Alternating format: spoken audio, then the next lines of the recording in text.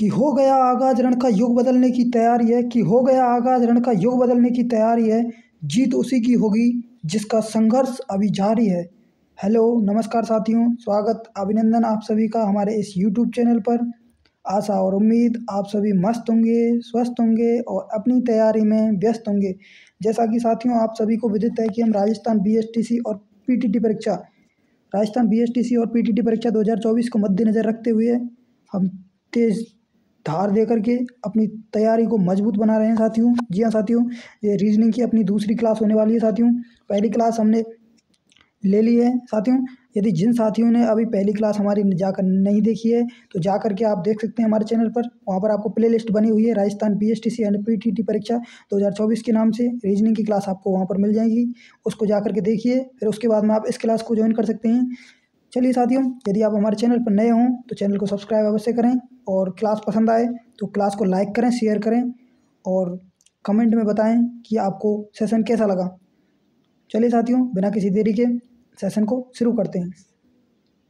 चलिए देखिए, मैंने साथियों आपको पिछली क्लास में जो सादृश्यता का अर्थ था वो आपको सब समझा दिया कि मतलब क्या होता है सादृश्यता। तो जिन साथियों ने अभी हमारी पिछली वीडियो नहीं देखी है वो क्लास को जाकर के ज्वाइन कर सकते हैं। तो चलिए साथियों, क्वेश्चनों की भरमार लगाते हैं साथियों। चलिए देखिए, पहला क्वेश्चन क्या पूछ रहा है आपसे। आ गया पहला क्वेश्चन आपके सामने कि देखिए, स्वप्न अनुपात वास्तविकता समानुपात झूठ अनुपात क्या होगा साथियों। आपको बताना है कि स्वप्न अनुपात वास्तविकता होता है, समानुपात झूठ अनुपात क्या होगा। ऑप्शन ए है आपके सामने असत्य, ऑप्शन बी है सत्य, ऑप्शन सी है निष्पक्षता, ऑप्शन डी है आपके सामने औचित्य। तो साथियों सही आंसर क्या होगा जल्दी बताइए। तो साथियों इसका सही आंसर हो जाएगा ऑप्शन बी यानी कि सत्य। तो आप कहेंगे सर आपको कैसे अंदाज़ा लगा कि इसका सत्य होगा। तो देखिए मेरे लाडलो कि स्वप्न, जी हाँ, कि स्वप्न स्वप्न होता है। स्वप्न का मुझे बताइए कि विलोम शब्द क्या होता है। तो स्वप्न का साथियों आप कहेंगे सर वास्तविकता होता है। ठीक है, स्वप्न का होता है वास्तविकता। ठीक है साथियों, उसी प्रकार अब मैं पूछता हूँ आपसे कि झूठ का अपोजिट बताइए, मुझे झूठ का विलोम बताइए। तो आप कहेंगे सर झूठ का होता है सत्य। सत्य, तो मेरे लाडलो इसका आंसर क्या हो जाएगा, सत्य। चलें साथियों नेक्स्ट क्वेश्चन पर चलें साथियों। चलिए देखिए क्या पूछ रहा है अगला आपसे कि पाउंड अनुपात येन समानुपात पोलो अनुपात क्या होगा। यानी कि आपके सामने दे रखा है कि पाउंड अनुपात येन समानुपात पोलो अनुपात क्या होगा। ऑप्शन ए दे रखा है आपके सामने हॉकी, ऑप्शन बी है घोड़ा, ऑप्शन सी है सवारी, ऑप्शन डी है छड़ी। तो साथियों सही आंसर क्या होगा जल्दी बताइए इसका।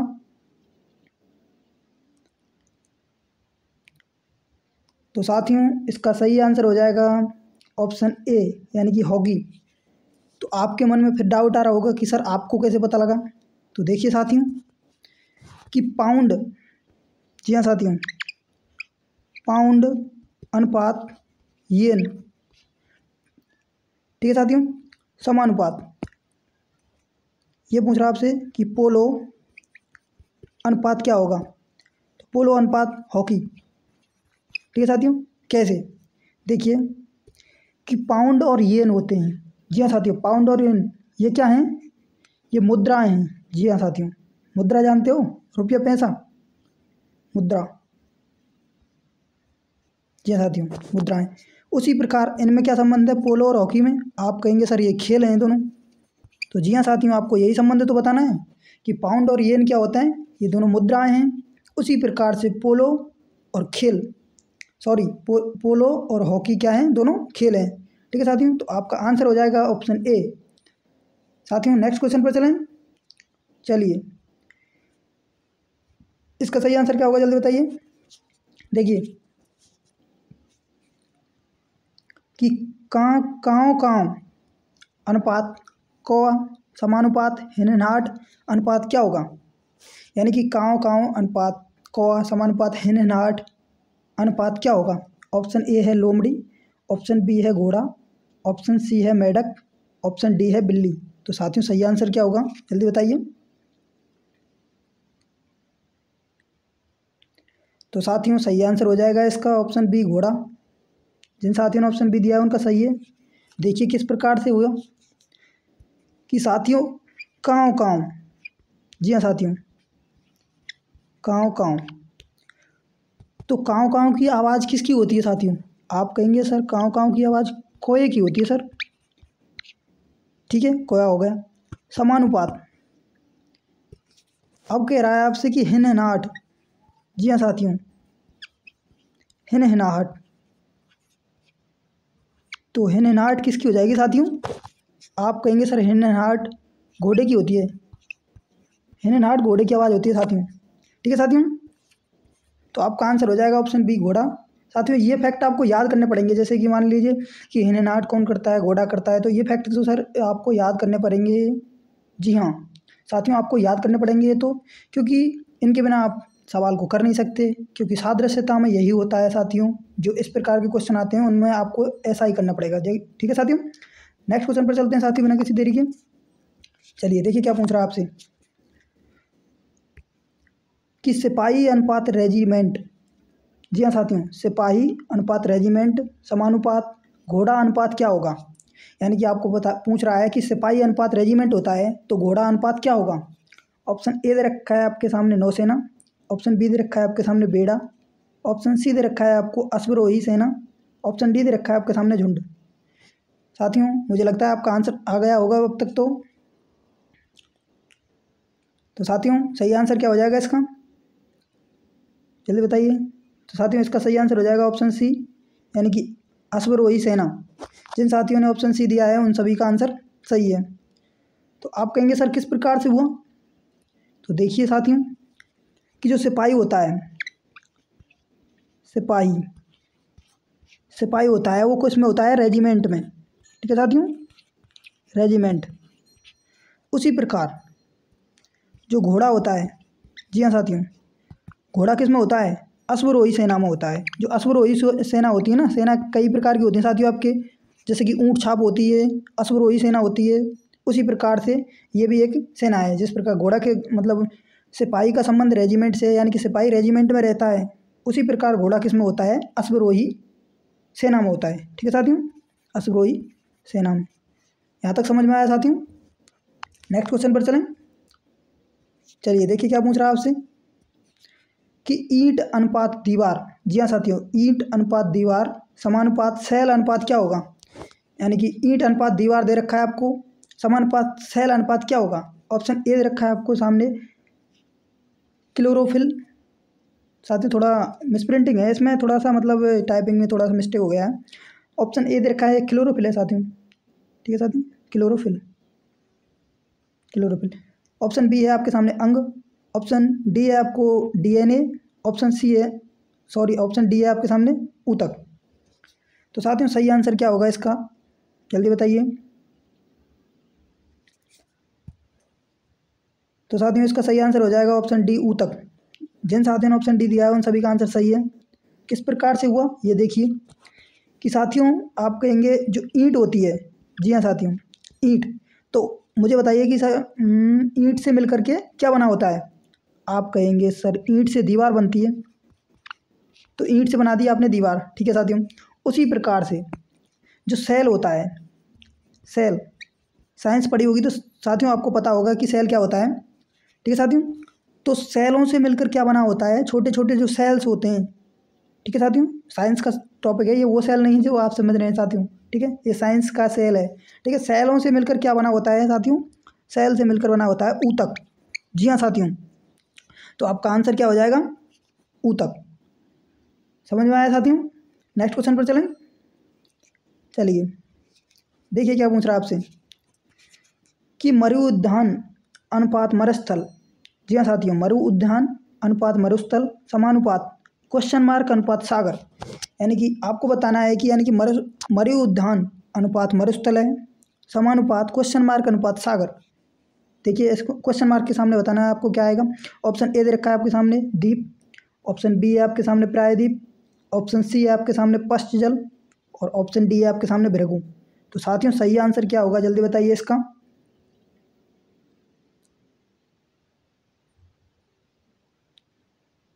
तो साथियों इसका सही आंसर हो जाएगा आपके ऑप्शन ए यानी कि दीप। जिन साथियों ने ऑप्शन ए दिया है उन सभी का आंसर सही है। अब आपके मन में क्वेश्चन आएगा कि सर ये आया कैसे, तो वो भी देख लीजिए साथियों कि जो मरु उद्यान होते हैं, जी हाँ साथियों, जो मरु उद्यान होते हैं, मरु उद्यान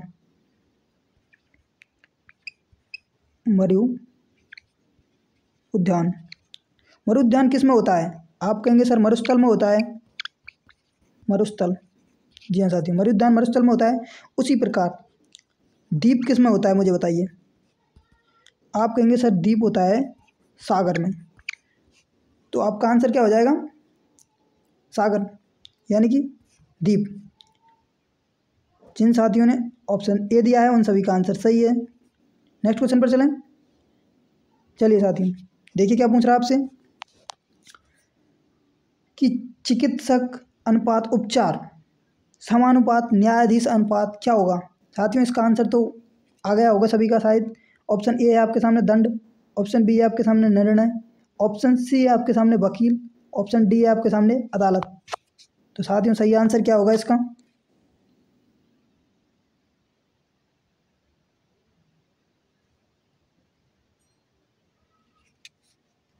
तो साथियों सही आंसर हो जाएगा आपका यानी कि ऑप्शन बी निर्णय। किस प्रकार से हुआ वो देखिए कि चिकित्सक, जी हाँ साथियों,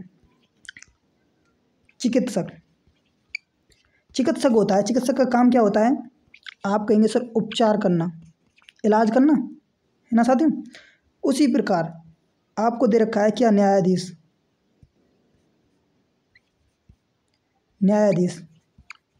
तो न्याय मैं पूछूं आपसे कि न्यायाधीश का काम क्या होता है? आप कहेंगे सर न्यायाधीश निर्णय करता है कि नहीं? निर्णय। तो साथियों आपका आंसर क्या हो जाएगा? निर्णय यानी कि ऑप्शन बी। जिन साथियों ने दिया उनका सभी का सही है। नेक्स्ट क्वेश्चन पर चलें साथियों। चलिए देखिए क्या पूछ रहा है आपसे अगला क्वेश्चन कि वास्तुकार अनुपात भवन समानुपात मूर्तिकार अनुपात क्वेश्चन मार्क। आपको बताना है कि वास्तुकार अनुपात भवन दे रखा है तो मूर्तिकार अनुपात क्या होगा? ऑप्शन ए है आपके सामने संग्रहालय, ऑप्शन बी है आपके सामने पाषाण, ऑप्शन सी है आपके सामने छेनी और ऑप्शन डी है आपके सामने प्रतिमा। तो साथियों सही आंसर क्या होगा, जल्दी बताइए इसका।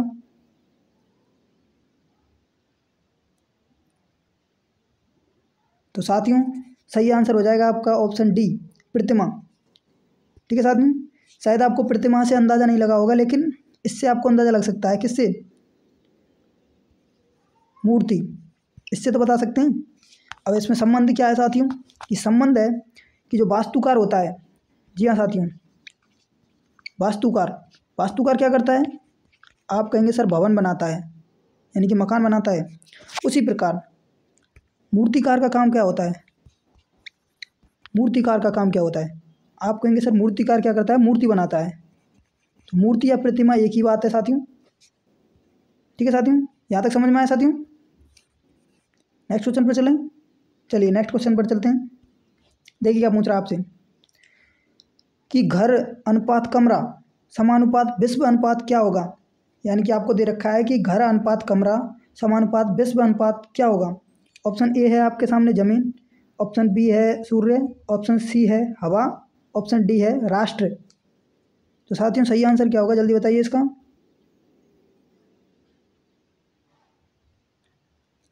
तो साथियों इसका सही आंसर हो जाएगा ऑप्शन डी यानी कि राष्ट्र। जिन साथियों ने ऑप्शन डी दिया है उन सभी का आंसर सही है। यानी कि हुआ किस प्रकार से वो देखिए कि जो घर होते हैं, जी हाँ साथियों, घर मैं पूछूं आपसे कि मुझे बताइए कि जो घर होता है वो किससे मिलकर बना होता है? तो आप कहेंगे कि सर घर बना होता है वो मकान, यानी कि मकान होता है वो कमरों से मिलकर बना होता है कि नहीं साथियों?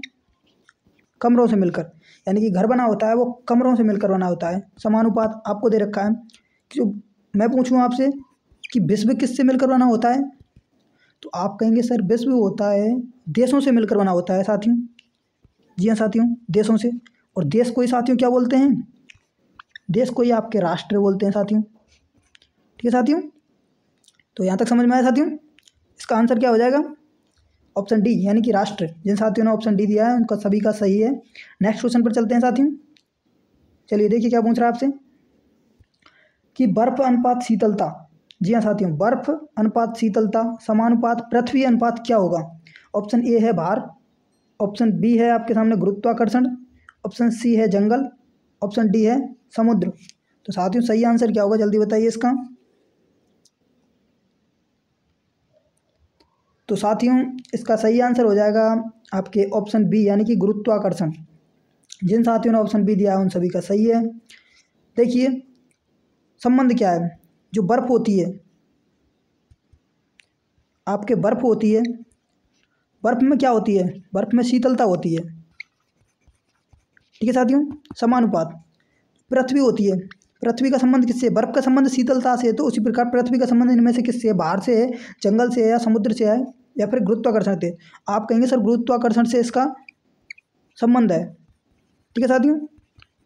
आपको उसी संबंध को देखना है जो आपके पहले मतलब समानुपात से पहले क्वेश्चन में दे रखा है। जैसे कि आपको ये दे रखा है ना, समानुपात से पहले दे रखा है बर्फ अनुपात शीतलता, तो आपको यही देखना है साथियों, ठीक है साथियों।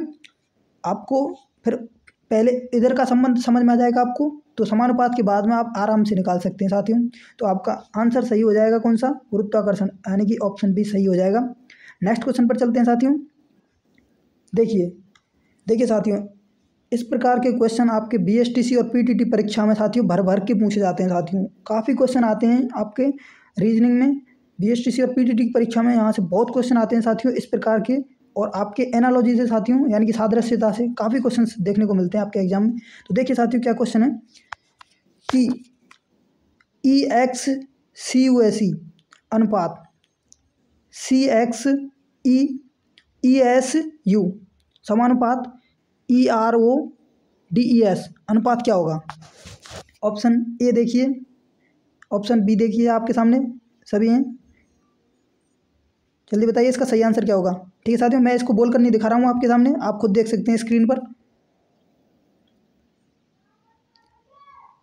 तो सही आंसर क्या होगा देखिए साथियों, किस प्रकार से आया आंसर। देखिए इसमें देखिए साथियों क्या संबंध दिखाई दे रहा है आपको, कुछ संबंध दिखाई दिया अभी? आप कहेंगे सर अभी तो कुछ नहीं दिखाई दिया, तो देखिए साथियों अब दिखाई देगा। आप पहले इसको लिखिए, देखिए EXCUSE, ठीक है साथियों। अब इसमें देखिए क्या संबंध है, कुछ समझ आया, कुछ नज़र? आप कहेंगे सर अभी नहीं आया, तो देखिए अब आ गया आपके समझ में। देखिए यहाँ से, देखिए यहाँ पर आपके अगले क्वेश्चन में क्या दे रखा है, यहाँ से देखिए, ये देख लिया आपने कि EXCUSE, तो उस आगे दे रखा है आपके CXESU। तो देखिए साथियों कहाँ से इसने सीरीज़ को लिया है, यहाँ से आपके देखिए यहाँ से देखिए CXE, इसको इसने उल्टा करके रख दिया है इधर, इसको उल्टा करके रखें CXE हो गया साथियों, CXE। उसी प्रकार इसने इन तीनों को, तीन लेटर्स को फिर उल्टा करके रख दिया इधर, इधर से, जी हाँ साथियों इधर से, ठीक है साथियों, इधर तो CXEESU यही है ना साथियों, CXEESU यही है। इसी प्रकार से आपको इस वर्ड को अलग करना है, उल्टा करके इसी प्रकार से आप लिख सकते हैं इसको ERODES, ये दे रखा है ना। अब इसको कैसे लिखेंगे, पहले तीन वर्ड को उल्टा कीजिए, क्या होगा ORE हो गया। फिर लास्ट के आपके तीन बचे हैं, इनको उल्टा कीजिए, क्या हुआ SED, ये हुआ ना। तो आंसर कौन सा आ रहा है आपके ORESED। अब देख लीजिए आपका कौन से में दे रखा है, कौन सा ऑप्शन है ORESED, यानी कि ऑप्शन डी। ऑप्शन डी जिन साथियों ने दिया उन सभी का आंसर सही है, ठीक है साथियों। नेक्स्ट क्वेश्चन पर चलें, समझ में आ गया।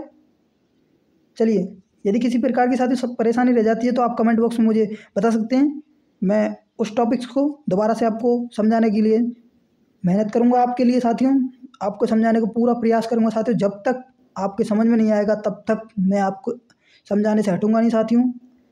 कंसंट्रेशन के साथ आपके साथ बना रहूँगा साथियों। आपकी मेहनत को एक तेज़ धार देने दिलवाने में बस इस प्लेटफॉर्म पर उतरा हूँ साथियों। चलिए नेक्स्ट क्वेश्चन पर चलते हैं साथियों। देखिए क्या है कि ADCB, जी हाँ साथियों, ADCB अनुपात KNML समानुपात EHGF अनुपात क्वेश्चन मार्क दे रखा है। ऑप्शंस आपके सामने हैं, तो बताइए साथियों सही आंसर क्या होगा इसका।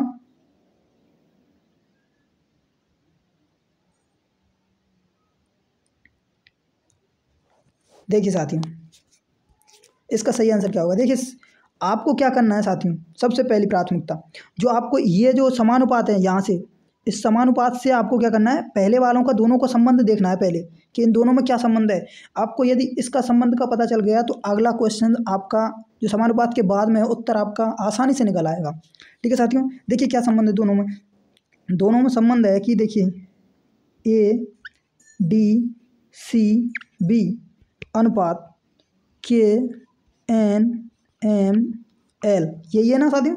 अब देखिए इनमें संबंध क्या है। ए के बाद में क्या कौन सा वर्ड आता है, आप कहेंगे सर बी आता है। तो इसने क्या किया है, देखिए साथियों पहले ए लिख दिया, ए के बाद में इसने क्या किया, यहाँ पर बी लिख दिया सबसे एंड में, ABCD। अब साथियों देखिए एग्जामिनर को क्या है कि ABCD आती नहीं है, तो उसने क्या किया है, जैसा आता है उसने उधर से लिख दिया।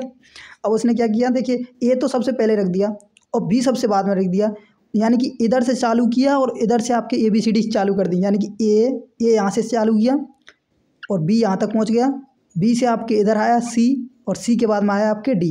इस प्रकार से यानी कि एग्जामिनर को अभी ABCD नहीं आती है साथियों। ठीक है साथियों, देखिए फिर अगले में देखना है आपको कि यही सीरीज लग रही है क्या। देखिए के बाद में क्या आता है, आप कहेंगे सर एल आता है, एल के बाद में एम दे दिया, एम के बाद में एन दे दिया। ठीक है साथियों, अब आपको क्या है कि मतलब क्वेश्चंस की भाषा समझ में आ चुकी है, यानी क्वेश्चंस की आपके नींव आपके हाथ में आ चुकी है, तो आंसर भी आपके सामने आ जाएगा। उसी प्रकार से देखिए EHGF, इसमें देखिए कौन सा संबंध लग रहा है।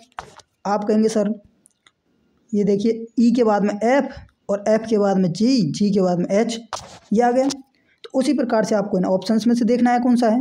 क्यू के बाद में क्या आता है, आप कहेंगे सर क्या आता है, आर आता है। तो आर तो पीछे है ही नहीं, तो ये ऑप्शन तो आपका कट जाएगा, पहला ऑप्शन तो गलत है आपका। दूसरा देखिए जेड के बाद में क्या आता है, तो आप कहेंगे सर जेड के बाद में ए आना चाहिए, तो ये भी आपका कट जाएगा। ऑप्शन सी देखिए आपके सामने क्या दे रखा है, डी के बाद क्या आता है, आप कहेंगे सर डी के बाद में ई आता है, चलो यहाँ तक सही है। ई के बाद में क्या आता है, एफ और जी, बिल्कुल सही है। ऑप्शन सी जिन साथियों ने दिया उन सभी का आंसर सही है, यानी क्या हो जाएगा DGFE, यानी कि DGFE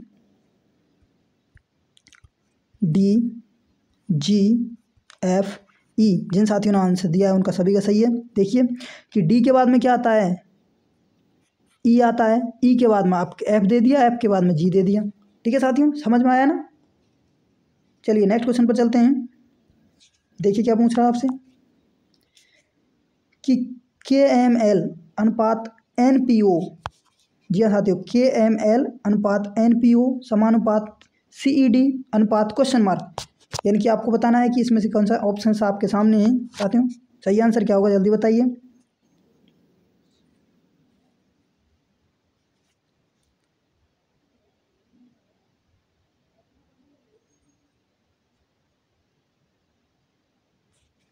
तो देखिए साथियों सही आंसर क्या होगा इसका। देखिए क्या संबंध है, KML अनुपात NPO। ठीक है साथियों, देखिए क्या संबंध है इसमें। आप कहेंगे सर आपको नज़र तो आ गया होगा, 100% आपको सभी को नज़र आ गया होगा कि इसमें क्या संबंध दे रखा है। देखिए साथियों के बाद में क्या आता है, एल, तो एल को क्या किया इसने एंड में लिख दिया है, इधर से चालू किया यानी कि ABCD लिखना, KL और M, यानी कि के को पहले लिख दिया और पीछे से L और M इधर को लिख दिया। ठीक है साथियों, उसी प्रकार से इधर देखते हैं। एन के बाद में क्या आता है, आप कहेंगे सर एन के बाद में ओ आता है, ओ आ गया। ओ के बाद में क्या आता है, पी आता है, तो पी इसने इधर लिख दिया। उसी प्रकार से इसमें देखिए कि CE और D, CED, देखिए सी के बाद में क्या आता है, डी आता है, डी के बाद में ई आ गया। अब अनुपात में इधर देखिए इनमें कौन सा संबंध है, आप कहेंगे सर एफ के बाद में क्या आता है, आप कहेंगे सर जी आता है, जी के बाद में क्या आता है एच, तो आंसर तो आपका पहला ही आ गया। देखिए साथियों, ऑप्शन ए जिन साथियों ने दिया उन सभी का आंसर सही है, यानी कि एफ एच जी जिन साथियों ने आंसर दिया है उन सभी का सही है, यानी कि एफ के बाद में आता है जी और जी के बाद में इधर बढ़ा दिया एक एच। ठीक है साथियों, नेक्स्ट क्वेश्चन पर चलें साथियों। देखिए क्या दे रखा है। देखिए साथियों, इस प्रकार का क्वेश्चन आपको बहुत देखने को मिलेगा बीएसटीसी की परीक्षा में साथियों। 100% संभावना साथियों, 100%। जी हाँ साथियों, 100% इस प्रकार का क्वेश्चन साथियों लिख लो साथियों, स्टार लगा लो साथियों। ये इस प्रकार का क्वेश्चन आपका 100% बीएसटीसी परीक्षा में पूछा जाएगा।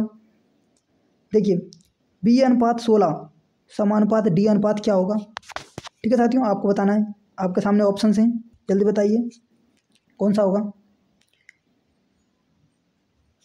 तो देखिए साथियों, इसमें क्या संबंध है। संबंध इस बात साथियों बहुत ही सरल है, इसमें आपको बस थोड़ा सा दिमाग लगाना है, बस और कुछ नहीं है इसमें। देखिए ये दे रखा है आपके सामने बी और बी के सामने दे रखा है आपके सामने 16, बी अनुपात 16 दे रखा है ना साथियों। तो देखिए मुझे बताइए बी कितने स्थान पर आता है। आप कहेंगे सर ए और बी, आप कहेंगे सर दूसरे नंबर पर आता है, 2 हो गया। और अब देखिए साथियों 2 हो गया, 2 का संबंध इस संख्या से क्या है। तो साथियों आप नज़र करेंगे तो इसमें 2 की पावर 4 लिख रही है।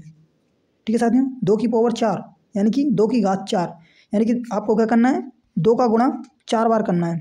2 गुणा 2 गुणा 2 गुणा 2 कितना हो गया 2 दूना 4, 4 दूना 8, 8 दूना 16, 16 हो गए।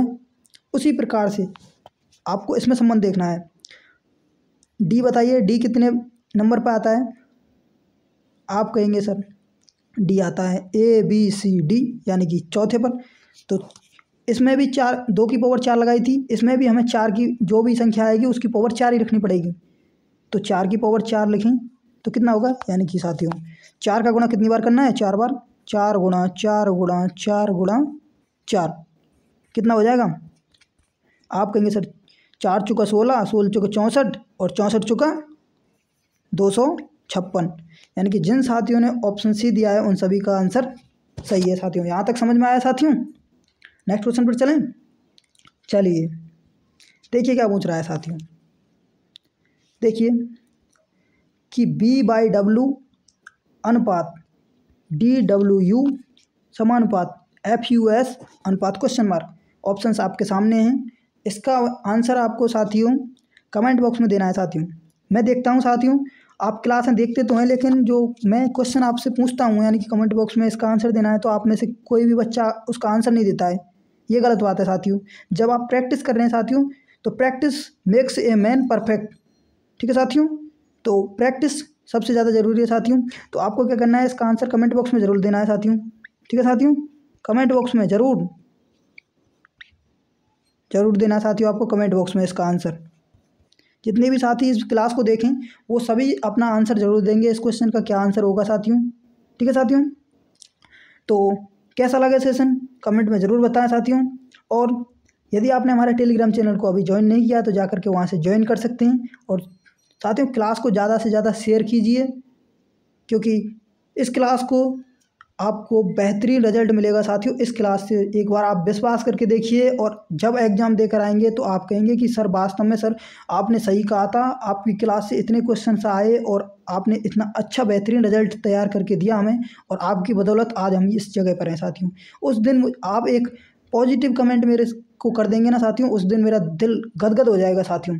ठीक है साथियों, और आप पॉजिटिव कमेंट करें तो मुझे एक एनर्जी प्राप्त होगी साथियों, बहुत अच्छी एनर्जी, और मैं आपके लिए जी जान से मेहनत करने के लिए तैयार हूं साथियों। चलिए साथियों मिलते हैं एक और नए सेशन में, तब तक के लिए जय हिंद, जय भारत, वंदे मातरम। आप सभी का दिन शुभ हो।